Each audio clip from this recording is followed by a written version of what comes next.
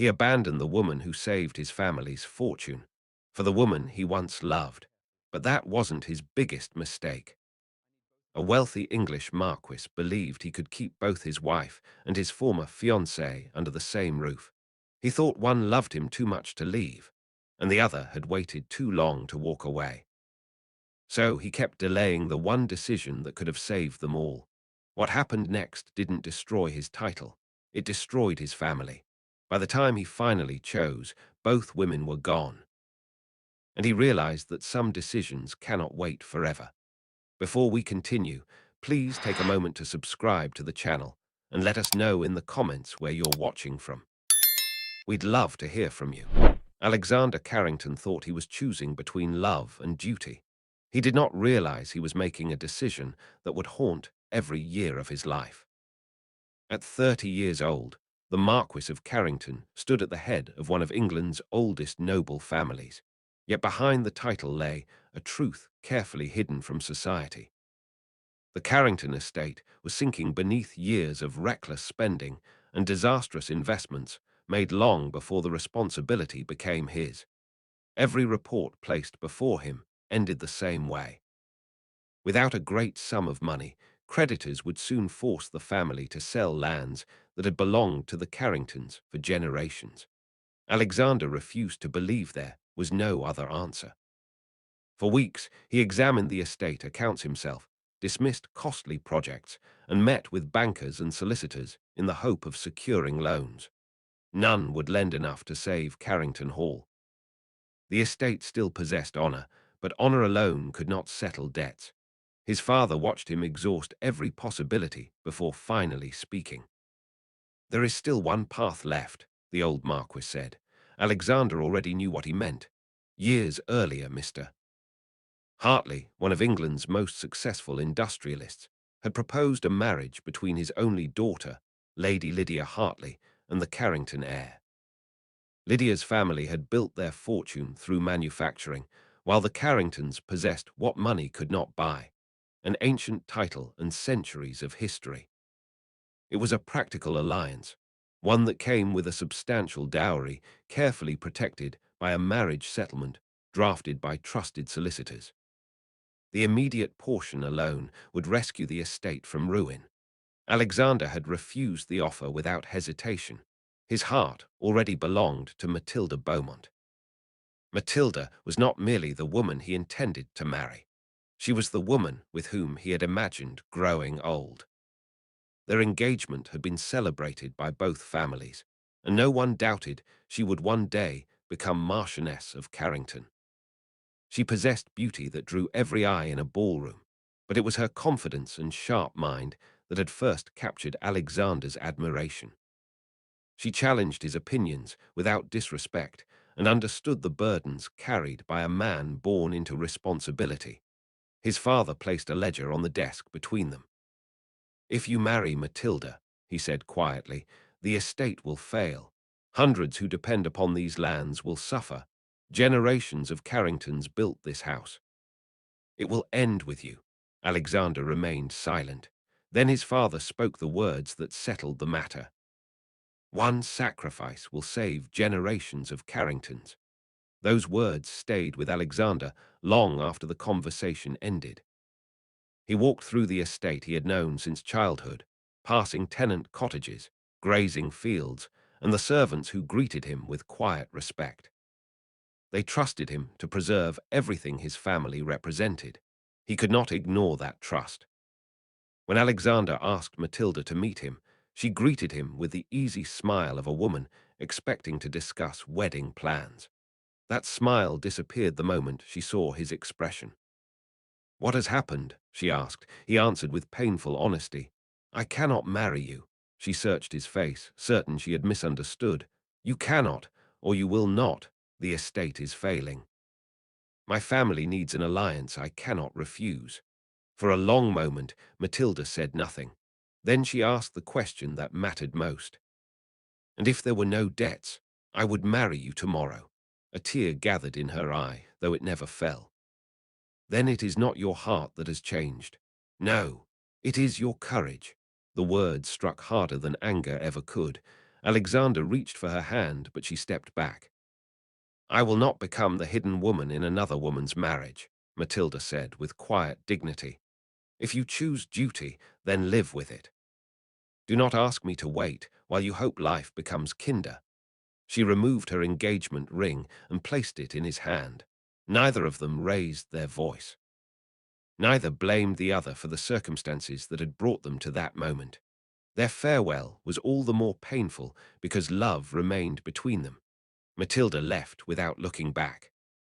Within days, she withdrew from society altogether. Invitations went unanswered. Her London residence was closed. Rumours spread, but none revealed where she had gone. Before long, the Ton found fresher gossip, and Matilda Beaumont became little more than a memory whispered at the edges of polite conversation. Several weeks later, Alexander stood before the altar beside Lady Lydia Hartley. Lydia entered the marriage with open eyes. She knew Alexander had not sought her hand out of romance. Her father had never hidden the truth that their union would strengthen both families. Yet she also believed something else. Affection could grow where respect existed. Love born slowly was no less real than love that arrived all at once. Unlike many young ladies raised for society alone, Lydia had spent years learning her father's business. He had taught her to read contracts before signing them, to understand accounts instead of fearing them, and to value patience over pride. Those lessons had shaped her into a woman who never expected life to hand her happiness without effort. As she exchanged vows with Alexander, she made no impossible demands of him. She asked only for honesty, kindness, and the chance to earn a place in his heart. Alexander gave her his name. Lydia gave him unwavering loyalty. Both believed they had fulfilled a necessary duty. Neither understood that a marriage built to save an estate had quietly buried three hearts instead. If anyone had told Alexander Carrington on his wedding day that he would one day find peace beside Lydia, he would never have believed it. He had entered the marriage determined to fulfill a duty, nothing more. He intended to treat her with courtesy, provide her every comfort, and ask for nothing beyond mutual respect. Love, he believed, belonged to his past. Lydia never tried to replace that past. She never questioned why sadness sometimes settled over him after returning from London. She never searched his desk for old letters or demanded affection he was not yet ready to give. Instead, she did something far more difficult. She gave him patience without expecting immediate reward. That patience slowly changed the household. Within weeks of arriving at Carrington Hall, Lydia asked to see the estate ledgers. The steward assumed she wished only to understand her new responsibilities as mistress of the house. Instead, she reviewed every account with the care of someone who had spent years learning the language of figures. She noticed unnecessary expenses, questioned neglected tenant agreements, and identified contracts that no longer served the estate's interests. Alexander watched quietly at first. Then he realized her suggestions worked. She never presented her ideas as commands. She asked thoughtful questions, listened before speaking, and always explained her reasoning.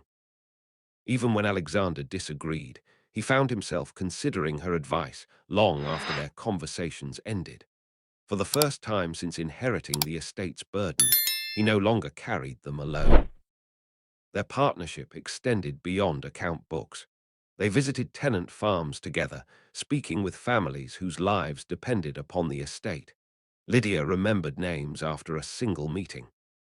She noticed when a widow struggled to maintain her cottage or when a farmer hesitated before admitting a poor harvest. Rather than making grand promises, she quietly arranged practical solutions within the estate's means. The tenants soon learned that their new marchioness listened before reaching conclusions. The servants noticed it as well. Mrs. Agnes Dalton, who had managed Carrington Hall for 3 decades, had watched noble brides arrive with expensive gowns and little understanding of the house they entered. Lydia surprised her. She respected long-established routines, sought advice from experienced servants instead of dismissing them, and thanked honest work without making a performance of kindness. Respect grew naturally because she never demanded it. Alexander noticed another change. Carrington Hall no longer felt burdened by silence. Evening meals became conversations instead of obligations. Lydia possessed a quiet wit that revealed itself unexpectedly, often through observations so gentle that Alexander found himself smiling before he realized she had made a joke. Laughter, once rare within the great dining room, became familiar enough that servants exchanged discreet glances of pleasant surprise. Those moments unsettled Alexander more than he admitted. He had expected companionship. He had not expected comfort. As the months became years, husband and wife traveled together whenever estate business required them to inspect distant properties or meet neighboring landowners. Long journeys by carriage gave them hours of uninterrupted conversation. They discussed farming methods, railway expansion, new machinery for the mills owned by Lydia's family, and the future of Carrington Hall. Alexander gradually stopped thinking of those discussions as duties. He began looking forward to them. The estate reflected their partnership. Careful management restored confidence among creditors. Necessary repairs, once postponed for lack of funds, could finally be completed. Tenant rents remained fair, yet the estate's finances steadily improved through discipline rather than extravagance. For the first time in many years, Carrington Hall seemed to possess a secure future. Alexander allowed himself to believe the hardest chapter of his life had ended. He seldom spoke Matilda Beaumont's name. When memories surfaced, they came less often than before. He convinced himself that time had accomplished what determination never could. The grief remained, but it no longer governed his days. Looking across the breakfast table at Lydia discussing estate accounts or plans for the coming season, he found a quiet contentment he had never expected to receive from a marriage born of necessity. He mistook contentment for closure. Lydia asked for very little from her husband. She never demanded declarations of love or extravagant displays of affection. Yet every small kindness Alexander offered became precious to her. A conversation continued after dinner, a shared smile across a crowded room. His habit of seeking her opinion before making important decisions. These were not the actions of a man merely enduring his marriage. They were enough to give her hope. Slowly, almost without noticing, Lydia fell deeply in love with the man she had married. She believed time had accomplished what duty alone never could. She believed they were building something lasting. Those closest to them believed it as well. Even Henry, Alexander's oldest friend and a barrister known for judging people with careful restraint, remarked that marriage seemed to have steadied the Marquis. Alexander smiled at the observation instead of denying it. Perhaps he thought life had finally placed everything where it belonged. Then an opportunity arrived that no responsible master of the estate could ignore. A group of investors sought support for a major railway expansion, and the negotiations would take place in London over several months. If successful, the agreement promised to strengthen Carrington Hall's future for generations by improving transport links and increasing the value of surrounding lands. The decision demanded Alexander's personal presence. He could not refuse it without risking the prosperity he and Lydia had worked so carefully to rebuild. Reluctantly, he prepared to leave Carrington Hall, believing he was making one more sacrifice for the future of the estate they had restored together. Alexander arrived in London, believing every day of his journey had already been planned. His mornings belonged to meetings with railway directors and investors. His afternoons disappeared beneath contracts, surveys, and discussions that would determine whether Carrington Hall could benefit from one of the largest railway expansions in the country. Every letter he sent to Lydia reflected the same quiet confidence. The negotiations were progressing well, and he intended to return home before their child was born. He believed every promise he wrote. Then, on an afternoon that should have been no different from any other, he saw Matilda Beaumont. Neither of them had expected the meeting. She was leaving a publisher's office as Alexander stepped onto the pavement outside. For a moment, neither spoke. 4 years had passed since they had last stood face to face, yet recognition came instantly. Alexander had prepared himself, over the years, for many imagined versions of this meeting. He thought he might find her bitter, perhaps still grieving, perhaps struggling after disappearing from society. Instead, Matilda stood before him with quiet confidence. She carried herself with the same grace he remembered, but there was something new in her expression. She no longer looked like a woman waiting for life to return what it had taken. She looked like someone who had built a new life without asking anyone's permission. "I never expected to see you again," Alexander said. "Neither did I," Matilda replied. Their conversation lasted only a few minutes. They spoke politely, asking after each other's health and avoiding the past. Neither wished to reopen in the middle of a crowded street. As they prepared to part, Matilda simply said, "I hope your business in London is successful." Alexander should have walked away. Instead, he heard himself asking, "Would you allow me to buy you dinner before I return home?" Matilda studied him carefully. "I do not wish to become a secret, Alexander." "You would not. It begins that way more often than people admit. I only wish to speak properly." We never truly said farewell. After a long silence, she accepted. Alexander convinced himself it was the honorable thing to do. 4 years earlier, he had ended their future with a conversation measured in painful minutes. She deserved better than that. One dinner would allow them to part with the dignity their last meeting had lacked. That was the lie he first told himself. The dinner was pleasant. They spoke of books they had read, mutual acquaintances, and the changing face of London. Matilda told him she had quietly invested the small inheritance left by an aunt, and now helped oversee a publishing venture with relatives. She had built a respectable, independent life without relying upon anyone's charity. Alexander admired her resilience.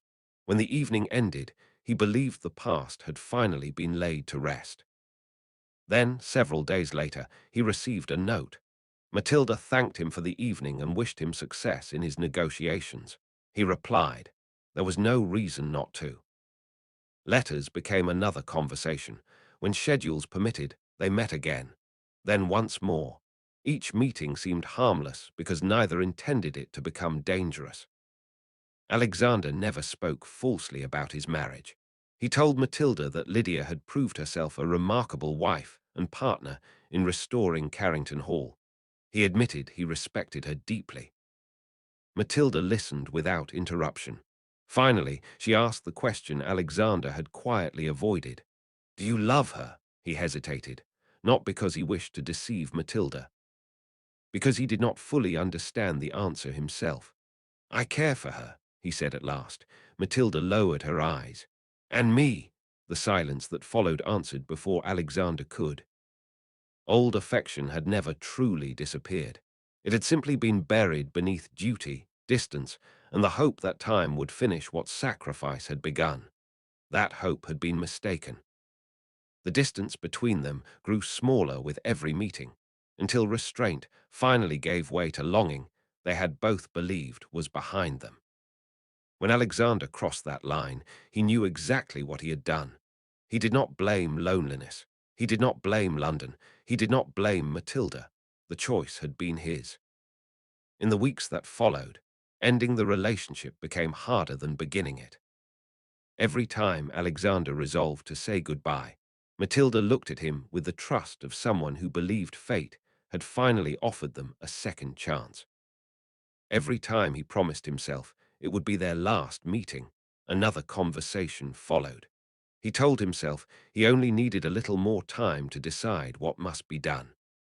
Time, however, never solves the choices people refuse to make. It merely gives those choices room to grow. When Matilda discovered she was carrying his child, she did not greet the news with fear. She believed it was the moment that would finally settle everything. Years earlier, Alexander had chosen duty over love. Now, she believed, he would choose differently. She waited for him to speak. Alexander could not. The news filled him with joy for the innocent life they had created and dread for the family waiting at Carrington Hall. The promises he had written to her were sincere. So was the responsibility he now owed Matilda and the child she carried. Life had placed before him another impossible decision. Choose his lawful wife, or choose the woman he had loved first. Henry's old advice echoed in his memory more clearly than ever. A painful choice made today was kinder than a pleasant lie stretched over months. Alexander knew his friend had been right. Yet when the moment came to choose, he did what he had always done whenever duty and emotion collided. He delayed. He convinced himself that if he thought a little longer, worked a little harder, or waited for the right moment, a solution would appear that spared everyone from suffering. It never did. His greatest tragedy was not that he made the wrong choice. It was that, when life demanded one painful decision, Alexander Carrington once again made none at all. Alexander had been gone only a short while when Lydia received the news she had prayed for since her wedding day. The family physician confirmed what she had scarcely dared to hope. She was carrying a child. For a long moment she said nothing, then she smiled. Not because the child would one day inherit the Carrington title, but because she believed it would complete the quiet happiness she and Alexander had spent 3 years building together. That same afternoon, she sat at her writing desk and wrote to her husband. Her letter was simple. She told him she was well. She told him the estate continued to prosper. Then she ended with the news that she knew would fill his heart with joy. She was expecting their first child. Alexander's reply arrived as quickly as London and the postal service allowed. His happiness filled every line. He thanked Providence for the blessing they had received together. He regretted being away when she needed him most, but promised his work would not keep him longer than necessary. Every letter ended with nearly the same words. He would return as soon as his business in London was finished. Lydia read those lines more times than she could count.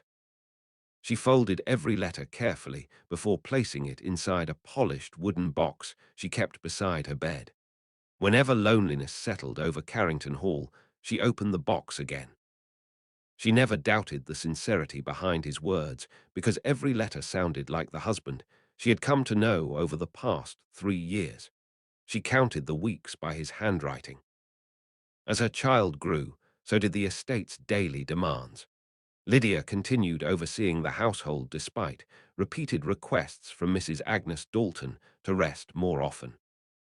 She still reviewed accounts from the comfort of her sitting room, signed household instructions, and met with tenants whenever her health permitted. The servants admired her quiet determination. No one ever heard her complain. Whenever neighbors asked whether she minded Alexander's long absence, she answered with the same calm confidence. My husband serves the future of this estate. We both understand what duty requires. She believed every word. The months passed. Her gowns were altered as her pregnancy advanced. A nursery was prepared with careful attention rather than extravagant display. Lydia personally chose every piece of furniture, every blanket, and every small comfort she hoped would welcome their child into the world. The final weeks seemed the longest. Each passing carriage caused servants to glance towards the drive. Each delivery from London made Lydia wonder whether Alexander's return had been delayed again. Then one clear morning, a stable boy ran breathlessly towards the house. "My lady," he called, "the Marquis has returned." Lydia's face brightened instantly. Without waiting for assistance, she rose from her chair and made her way towards the entrance as quickly as her condition allowed. One hand rested protectively beneath the curve of her stomach, while the other gathered her skirts just enough to ease her steps. For 8 months, she had imagined this moment. She pictured Alexander smiling as he hurried towards her. She imagined placing his hand upon the child he had written about with such excitement. She imagined beginning the next chapter of their lives together. The carriage came to a halt before the front steps. Alexander stepped down first. Relief crossed his face the moment he saw Lydia standing there. Then he turned back towards the carriage. He extended his hand. A woman accepted it. Matilda Beaumont slowly descended to the ground. The silence that followed seemed to swallow the entire courtyard. Matilda's condition was impossible to mistake.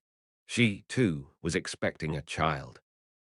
Lydia's eyes moved from Matilda's face to the unmistakable curve beneath her gown. Then she looked at Alexander. He struggled to meet her gaze. Every explanation he had rehearsed during the journey abandoned him. At last he spoke. Matilda will be staying at Carrington Hall. He did not ask. He did not explain. He simply stated it, as though saying the words aloud would somehow make the impossible easier to accept. Matilda stood quietly beside him. She believed this moment marked the beginning of the future she had waited years to reclaim. Alexander had brought her into his own home. To her, it meant he had finally begun correcting the greatest mistake of his life. She knew the road ahead would not be easy, but she believed every difficult step would lead towards becoming his lawful wife. Lydia remained perfectly still. She neither welcomed Matilda nor questioned Alexander. She offered no accusation, no tears, no raised voice, nothing. That silence unsettled everyone who witnessed it. Mrs. Dalton lowered her eyes. The footmen waited without moving. Even the maids standing inside the entrance forgot the tasks in their hands. They had expected anger, perhaps disbelief. Instead, the Marchioness simply looked at her husband with an expression no one could fully understand. Alexander had feared her fury. He had never imagined her silence. And somehow it felt far heavier. For the first time since returning home, he sensed that something far more fragile than peace had been broken. Not with shouting, not with scandal, but with a single sentence spoken too late to be taken back. As Lydia turned quietly towards the house, no one followed until she had disappeared inside. The servants understood something their master did not. Some wounds begin to bleed only after the noise has ended. If you had stood in that courtyard, what would have hurt you more? An angry outburst or the silence of someone whose trust had just been shattered? No one at Carrington Hall spoke openly about what had happened the day Alexander returned, yet every servant understood the house was no longer the same. The corridors remained quiet. Meals were still served on time. The clocks still marked every hour. From the outside, nothing had changed. Inside, everything had. Matilda settled into the manor with surprising confidence. She did not behave like a guest awaiting temporary shelter. She carried herself as someone preparing for a permanent future. When a maid asked where her gowns should be placed, Matilda chose a larger dressing room without consulting anyone. She requested different flowers for the drawing room because she preferred lighter colors. At dinner, she suggested changes to the weekly menus, explaining that certain dishes no longer agreed with her condition. The servants listened politely. Then they looked towards Mrs. Agnes Dalton. For 30 years, the housekeeper had served 3 generations of Carringtons. She knew the customs of the house better than anyone alive beneath its roof. Every instruction concerning Carrington Hall came from one person alone, the Marchioness. Mrs. Dalton neither accepted nor rejected Matilda's requests. She simply answered with the same respectful words each time. "I shall await Lady Carrington's instructions," Matilda noticed. She smiled politely, but disappointment flickered across her face. Alexander noticed it too. He could have ended the uncertainty with a single sentence. He could have reminded everyone that Lydia remained the lawful Marchioness and mistress of Carrington Hall. He said nothing, not because he wished to insult Lydia, not because he intended to encourage Matilda, but because he believed silence would prevent another painful conversation. It never did. Each day he postponed the matter, confusion spread a little further through the household. Matilda interpreted his silence as quiet support. Lydia interpreted it differently. She no longer asked Alexander why he had brought Matilda into their home. She no longer searched for explanations or promises. She simply watched. She observed who spoke, who hesitated, who avoided her eyes, who still remembered the order upon which the house had always been governed. Then, one morning, she returned to the estate office. The steward looked up in surprise. "My lady, I believed you wished to rest." "I have rested sufficiently," Lydia replied. She requested the account books, not only the recent ledgers, all of them. For hours, she reviewed figures with the same calm concentration that had once helped rescue the estate from financial collapse. Income from tenant rents, expenditure on repairs, railway correspondence, trustee payments, investment schedules. Every page received the same careful attention. She was not searching for mistakes. She was reminding herself exactly how Carrington Hall had been rebuilt. When she finished with the ledgers, she requested another box, the marriage documents. The steward hesitated only long enough to unlock the cabinet where important family papers were kept. Lydia thanked him quietly. She carried the documents to her private sitting room and began reading every page she had signed 4 years earlier. Most people signed legal papers once and never thought of them again. Lydia was not most people. Her father had taught her a lesson when she was still a young girl. "A signature binds more than ink," he often said. "Never place your name beneath words you do not understand." She had remembered. Years earlier, while others celebrated her engagement, she had read every clause of the marriage settlement drafted by Mr. Simon Carlyle, the Carrington family's solicitor. At the time, she had regarded the provisions as sensible precautions protecting both families. Now she read them again. Slowly, carefully, nothing had changed. Only her understanding of their importance. Several days later, Lydia prepared a carriage for London. She informed no one except Mrs. Dalton that she would return before evening. Her destination was Mr. Carlyle's chambers. The elderly solicitor welcomed her with genuine respect. He remembered the young bride who had surprised him years before by asking thoughtful questions about every provision within the settlement before agreeing to sign. "I wondered whether one day you might return," he admitted. Lydia placed the documents before him. "I wish to understand my position exactly as the law provides." Mr. Carlyle did not offer sympathy. He offered clarity. Together they reviewed each clause, each trustee obligation, and every protection established by her father before the marriage had taken place. Lydia listened without interruption, asking only precise questions whenever something required explanation. When she finally rose to leave, her expression had not changed. She thanked the solicitor for his time and departed as calmly as she had arrived. Back at Carrington Hall, Alexander remained unaware of the visit. He noticed only that Lydia had become quieter than before. He mistook her composure for acceptance. Perhaps, he told himself, she needed time. Perhaps she understood that Matilda's presence was temporary. Perhaps peace would return if everyone remained patient. Matilda reached a different conclusion. She believed Lydia had recognized the inevitable. No woman, Matilda thought, could continue fighting once another carried her husband's child beneath the same roof. She believed victory required only time. Neither woman corrected Alexander. Neither woman argued with the other.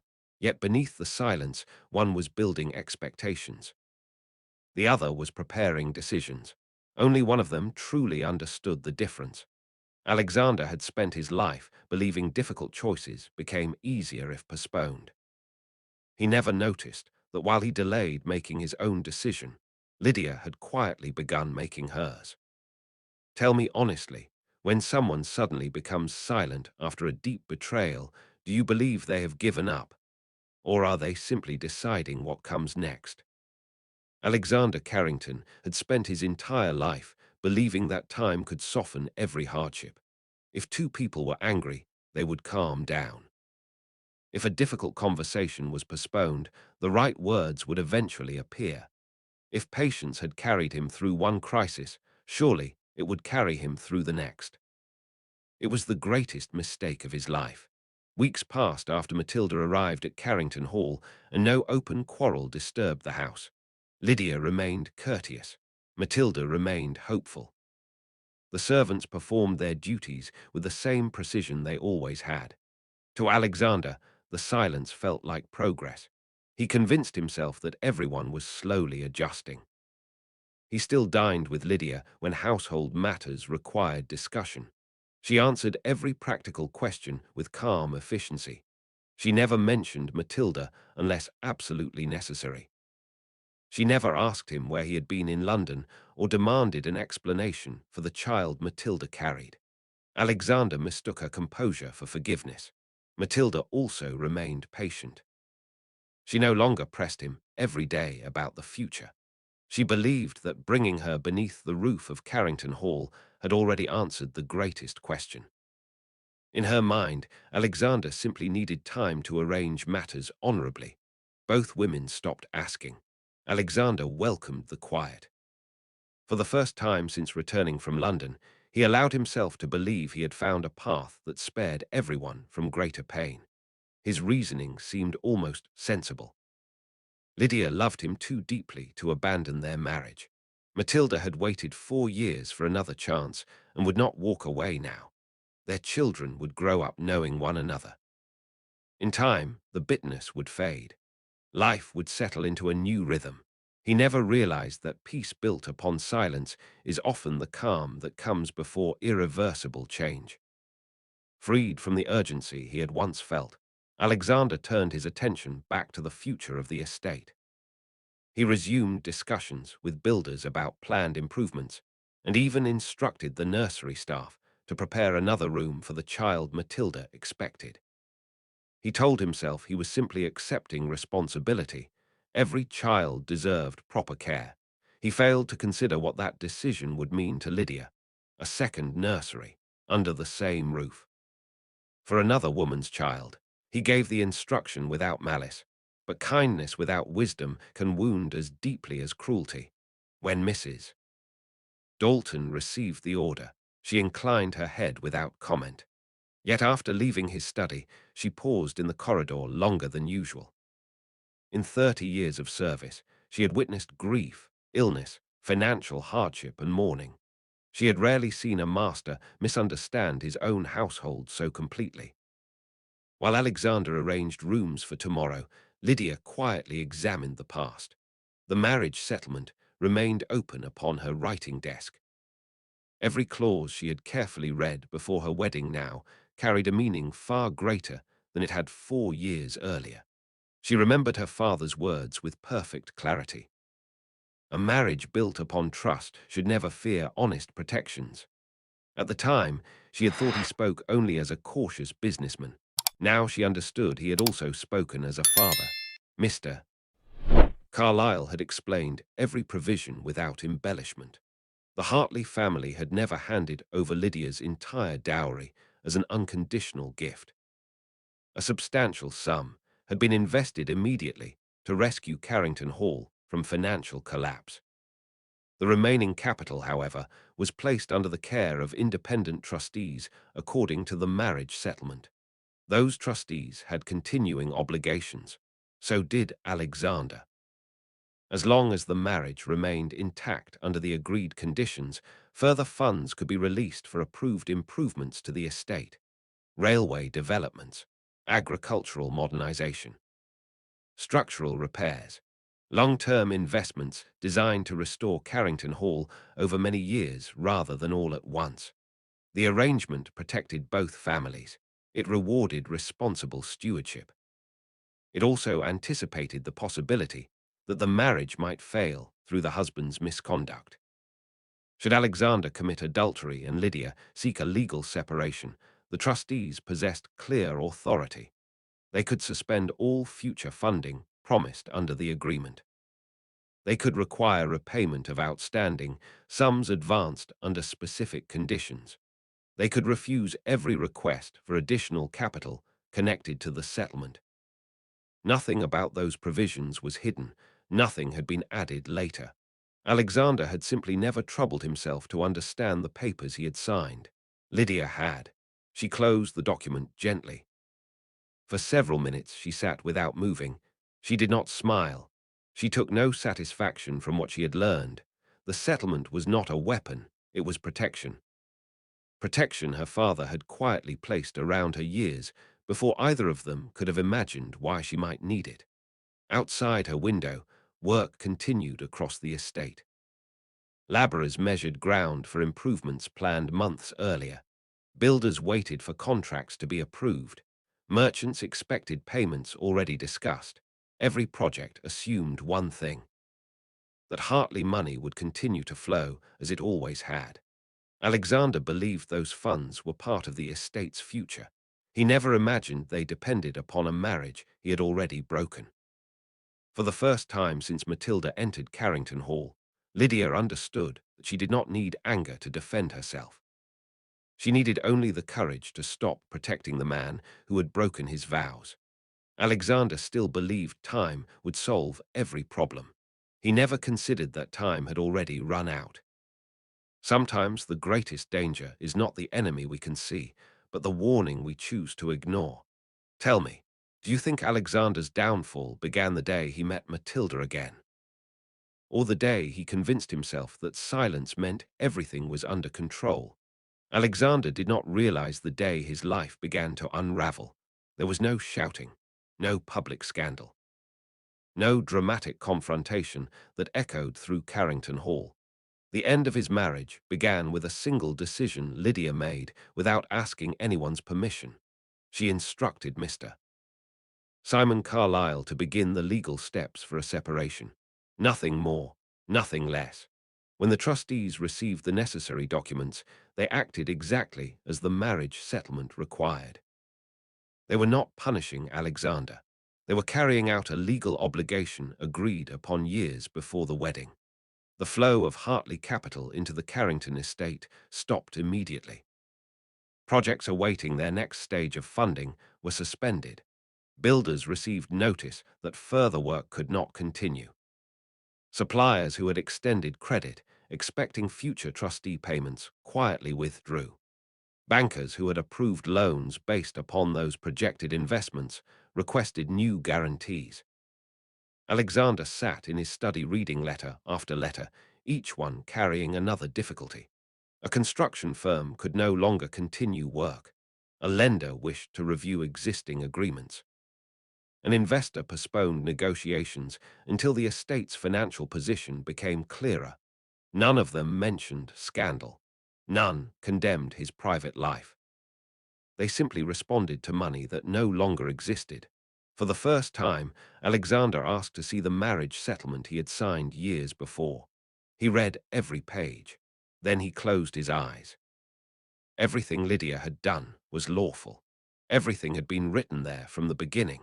He simply had never thought those words would one day govern his own life. By then, Lydia had already left Carrington Hall. She departed as quietly as she had lived within it. No servants gathered to watch. No bitter farewell passed between husband and wife. Mrs.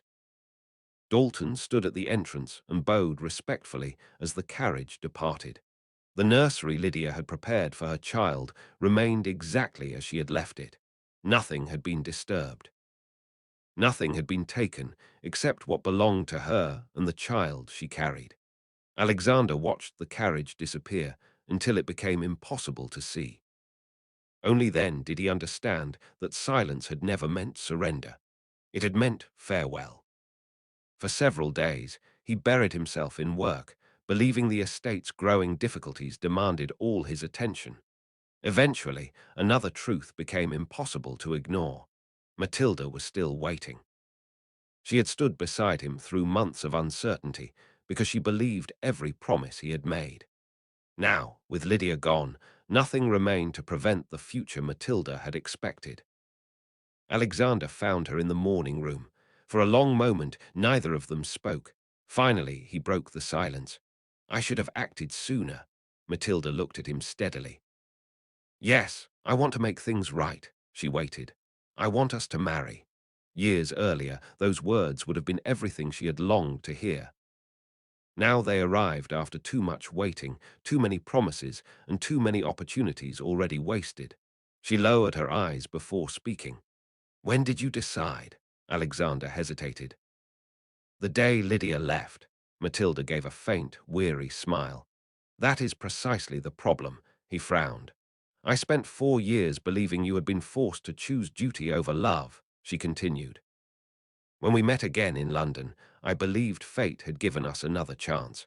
I believed you had finally found the courage to choose us. She paused. But you never chose. Alexander tried to answer, but she gently raised a hand. You wrote loving letters to your wife while seeing me in London. He lowered his head. You brought me into your home, yet you still asked me to wait. She took another slow breath. Even after Lydia left, you needed time before speaking the words I had waited years to hear. The room fell silent. Matilda looked at the child sleeping peacefully nearby. Then she looked back at Alexander. I kept believing tomorrow would be different. It can be, he said quietly. She slowly shook her head.